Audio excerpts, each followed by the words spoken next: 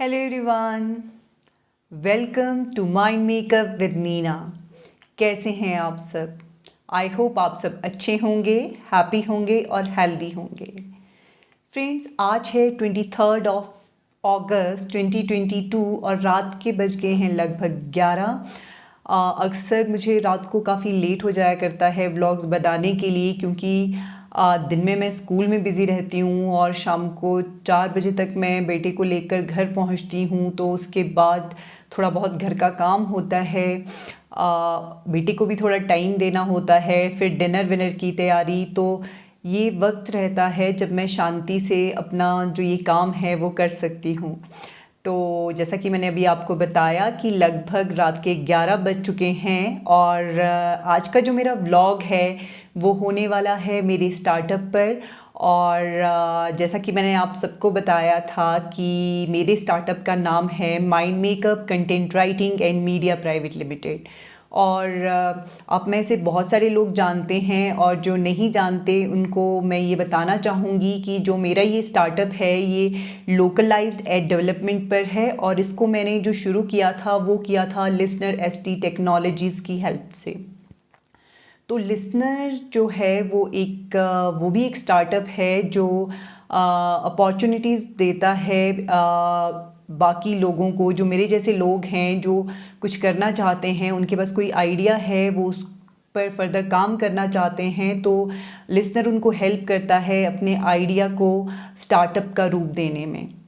तो मैंने आपको पहले भी बताया था कि जो मेरा ये स्टार्टअप है उसको मैंने Himachal Pradesh chief minister startup scheme जो है उसमें रजिस्टर किया था। तो अगर आपका जो स्टार्टअप है जब आप उसको Himachal Pradesh chief minister startup scheme में जब आप उसको रजिस्टर करते हो और अगर वो अप्रूव हो जाता है आपका आइडिया, तो आपको फाइनेंशियल हेल्प मिलती है अपने स्टार्टअप को फर्दर ग्रो करने में।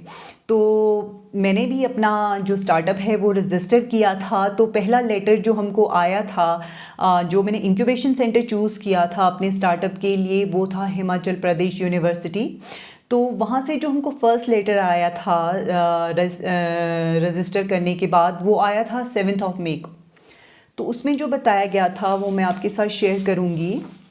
Dear applicants, BIC HPU Screening Committee meeting has been fixed for Monday, that is May 9, 2022 from 12 p.m. onwards.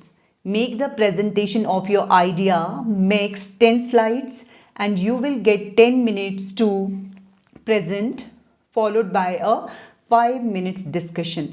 तो ये पहला लेटर हमको आया था और 9 मई 2022 को ही मैं हिमाचल प्रदेश यूनिवर्सिटी गई थी अपने आइडिया को प्रेजेंट करने के लिए स्क्रीनिंग कमेटी के सामने। तो ये जो पहली जो मेरी जो स्क्रीनिंग हुई थी, इसका रिज़ल्ट जो आया था वो आया था 11 से 15 मई के बीच में। मुझे एग्जैक्ट डेट याद नहीं है। तो उसमें क्या लिखा था कि dear startup applicants, greetings from BIC HPU.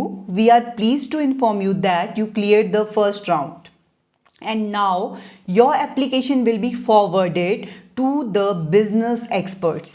ठीक है, पहला जो हमारा स्क्रीनिंग हुई थी उसमें मेरा स्टार्टअप सिलेक्ट हो गया था और हमको बोला गया था कि अब जो मेरा आइडिया है वो फर्दर बिजनेस एक्सपर्ट्स के पास जाएगा।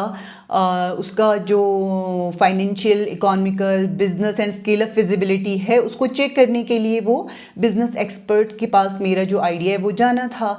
तो you will be intimated by next week about the final decision. तो उन्होंने नेक्स्ट वीक के लिए मुझे कहा था कि आपको जो फाइनल डिसीजन होगा एक्सपर्ट्स का वो आपको नेक्स्ट वीक तक मिलेगा। फिर उसके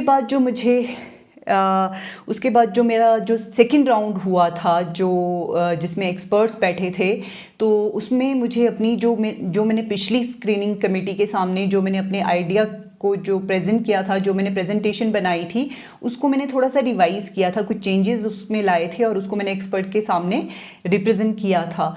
तो वहाँ से जो मुझे आंसर मिला था वो 2 तरह के मुझे वहाँ से रिप्लाईज़ मिले हैं। तो मैं थोड़ी सी कंफ्यूज हूँ। तो इस बारे में मैं जो हमारे जो हिमाचल प्रदेश यूनिवर्सिटी जो हमारा इंक्यूबेशन सेंटर है, तो वहाँ पर मैं पर्सनली मुझे जाना पड़ेगा इस जो ये मुझे 2 रिस्पॉन्स मिले हैं इनको क्लियर करने के लिए कि एग्जैक्टली इनका मीनिंग क्या है और मैं कैसे अपने आइडिया को और बेटर कर सकती हूँ। तो डेफिनेटली मैं वहाँ पर जाऊँगी, पर अभी मैं आपके साथ शेयर करूँगी कि जो सेकेंड राउंड का जो डिसीजन आया था वो क्या था।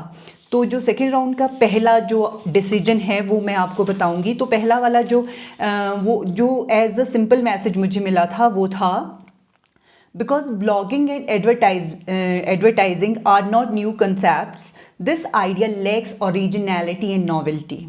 ठीक है, this project could not be nurtured at BICHPU because it lacks the concept of social entrepreneurship, commercial scalability and job creation potential. ठीक है, the startup need funds to build stronger recording and content design facilities. Committee members suggested that these facilities be built with loans from various governments initiatives such as स्वावलंबन मुद्रा loan and others. ठीक है, पहले तो उन्होंने कहा कि जो मेरा आइडिया है वो नया नहीं है, उसमें ओरिजिनलिटी नहीं है, नॉवेल्टी नहीं है, और उन्होंने कहा कि जो मुझे फ़ंड चाहिए उसके लिए जो उन्होंने मुझे सजेस्ट भी किया है साथ में कि मैं जैसे कि जो गवर्नमेंट के इनिशिएटिव्स है जैसे कि स्वावलंबन मुद्रा लोन या कोई और जो ऐसे इनिशिएटिव्स हैं मैं उनके थ्रू लोन ले सकती हूँ अपने स्टार्टअप को फर्दर ग्रो करने के लिए। तो ये तो था पहला रिस्पॉन्स जो मुझे एज अ सिंपल मैसेज मिला था। जो मुझे ईमेल के थ्रू जो रिस्पॉन्स मिला था सेकेंड राउंड का वो था, dear entrepreneur, thank you for submitting your idea but committee have not shortlisted your idea and given some recommendations as follows. Since you are already, इसको ध्यान से सुनिएगा, since you are already an established startup, you can directly put your idea in the HP startup scheme for incubation in your center of choice. ठीक है, ये क्या कह रहे हैं कि जो आपका स्टार्टअप है वो ऑलरेडी एस्टेब्लिश्ड है, तो आप जो है अपना आइडिया डायरेक्टली अपने चॉइस हिमाचल प्रदेश में कहीं पे भी अपने चॉइस के इंक्यूबेशन सेंटर में आप उस आइडिया को लेकर जा सकते हो। तो मैं तो अपने चॉइस के ही incubation centre Himachal Pradesh university में जो है इंक्यूबेशन सेंटर वहाँ पर लेकर गई थी। तो ये जो 2 रिस्पॉन्स मुझे वहाँ से मिले हैं ये मुझे थोड़ा सा, मैं इनके बारे में क्लियर नहीं हूँ। ऐसा नहीं है कि I don't trust the expert decision, मैं फुली उनको ट्रस्ट करती हूँ, मुझे उन पर पूरा भरोसा है। बस मुझे थोड़े से जो मेरे डाउट्स हैं वो मुझे क्लियर करने हैं। तो डेफिनेटली मुझे इसके लिए हिमाचल प्रदेश यूनिवर्सिटी जाना पड़ेगा, अपने डाउट्स को क्लियर करना पड़ेगा और उनको पूछना पड़ेगा, उनकी हेल्प मुझे लेनी पड़ेगी कि किस तरीके से जो मेरा स्टार्टअप है उसको मैं और बेटर कर सकती हूँ। ठीक है, तो ये था जो मैंने अपना स्टार्टअप को Himachal chief minister startup scheme में रजिस्टर किया था, वहाँ से मुझे क्या रिस्पॉन्स मिले हैं और अब इनके बेसिस पर मैं आगे अपना स्टेप बढ़ाऊँगी, है ना। तो स्टेप बाय स्टेप इसको आप सबके साथ शेयर करने में और ये जो मेरा सेकंड स्टेप था इसको उठाने में मुझे काफ़ी टाइम लग गया। वो टाइम इसलिए क्योंकि जब ये सेकंड रिस्पांस मिला था तो मुझे थोड़ा सा मैं थोड़ा सा निराश सी भी हो गई थी कि क्या है ये, मतलब क्यों ऐसा है। तो पर मुझे फिर लगा कि नहीं, ये छोटे छोटे स्टेप्स ही हैं जो आपको सक्सेस की ओर लेके जाते हैं। तो एक कहावत भी है कि अगर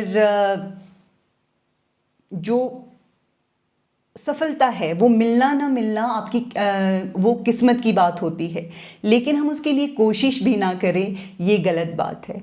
तो ये मुझे सच में गलत लगा कि अगर मैं कोशिश नहीं करूँगी, इसको एज इट इज़ रहने दूँगी, तो जो मेरा अभी जो मैंने स्टेप्स लेना शुरू किए हैं वो वहीं पे आपके पॉज हो जाएंगे, मैं वहीं पर रुक जाऊंगी और मैं ना तो आगे कुछ सीख पाऊंगी ना आगे कुछ कर पाऊंगी।